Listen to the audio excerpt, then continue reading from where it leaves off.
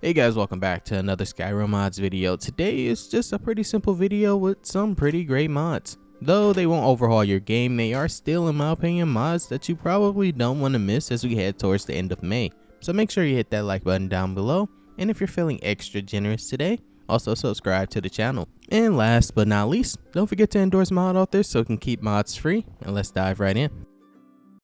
Firstly, this armor mod is called Spider Knight, but that's not the mod I'm showcasing. Instead, I'm showcasing the mod Object Impact Framework, allowing authors to implement on-hit reactions to items in the world. Like when you look at the optional file, this comes with two available options. Firstly, being able to chop trees for firewood, but it will provide an infinite amount of firewood. And the second option being able to hit cheese and replace cheese wheels with instead cheese wedges. I think this is dynamic also because there was one time I was able to hit the cheese and only one cheese slice came from it rather than the entire thing turning to cheese slices.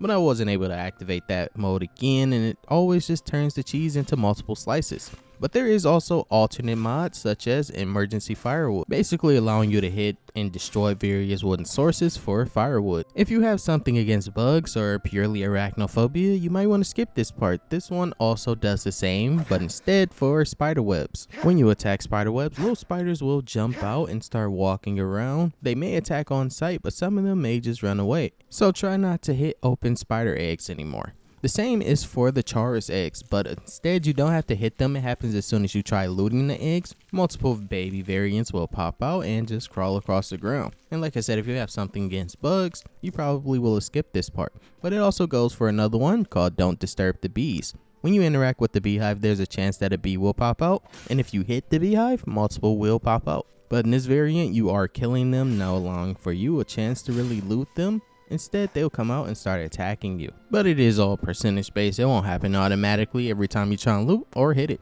Up next is Simple Environmental Enhancement mod. This mod is simply called Dirt Cliffs Enhancements, replacing the normal wooden low quality vines that you usually see sticking out of dirt cliffs with high quality ivy that will have the resolution of the ivy variant that you downloaded from 1K up to 4K for whatever reason you're using that. And when I say high quality ivy, I don't mean it'll use whatever ivy texture you have, but it is a mod called High Quality Ivy, and that mod is a requirement to use this. This mod can be used alongside other plant placements, such as if you happen to be using Skyrim 3D landscapes. Like me, no patches needed. Also, you'll just have double the amount of ivy placed over your dirt cliffs. So if you love a vibrant and lush environment, and you already use mods that increase the number of trees placed around Skyrim, this probably is perfect for you. Coming to our next mod, a massive overhaul for the Orc Strongholds around Skyrim. This mod is called Orc Strongholds All-in-One, changing up every main Orc Stronghold around Skyrim with the new massive overhaul, expanding the area with new Orc-based items and filling those new areas up with brand new NPCs. The newly added NPCs all have their own daily lives and AI, so they won't just sit in one area using your old stem setup and having a huge orgy, making this mod super predictable.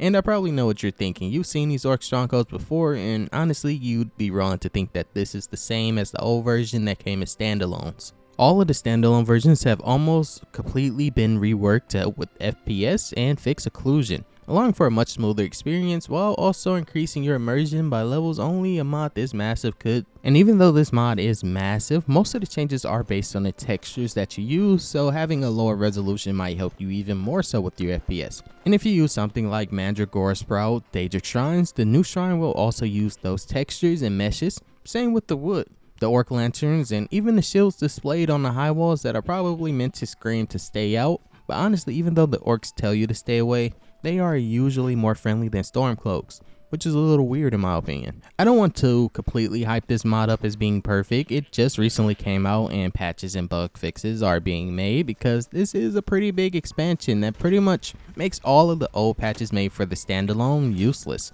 But what I can say is that now that this is an all-in-one and everyone's been asking for that, everyone's going to be mainly supporting this version rather than the standalone versions. So whenever you're ready to sacrifice your dying doulad and text gen files and rerun it, even though those take hours for some people, you're more than likely not going to be going back, unless you like a specific change that the standalone version did that this new all-in-one doesn't, because there are tons of new items placed in the fort, and better nav mesh to be honest, but that also means some things were removed. Honestly, I still haven't even learned how to use Creation Kit. 4 years modding later, I'm a slow learner. I usually learn by downloading mods until things break, then starting over, but that's just me. And then this mod author spent 2 years in Creation Kit to make overhauls that no one else did or was willing to. Most of the changes you'll find is that mod authors usually just added clutter to make the Orc Strongholds not so empty, but this is basically something I really hope that we can even see in Elder Scrolls 6, because this is what a modern Orc Stronghold should look like. I also vaguely remember calling Elder Scrolls 6 Skyrim 2.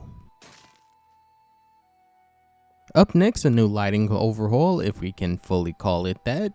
But this mod is called Dynamic Interior Ambient Lighting, or D.I.A.L for short. This mod works with all lighting overhauls including ENB and community shaders, and what this mod does that makes it so must have is that it truly gives you a dynamic interior lighting feeling.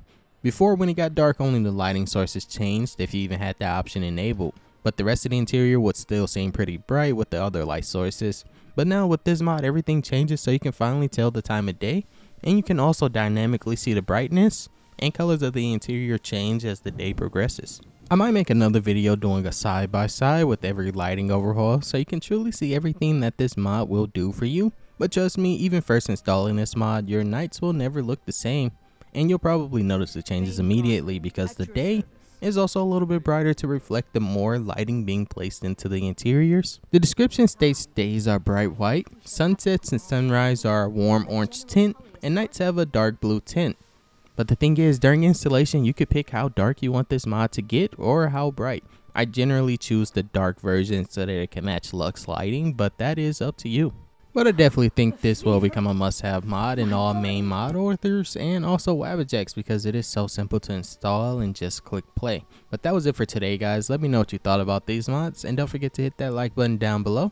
Hope you have a great rest of your day. Peace and love, guys.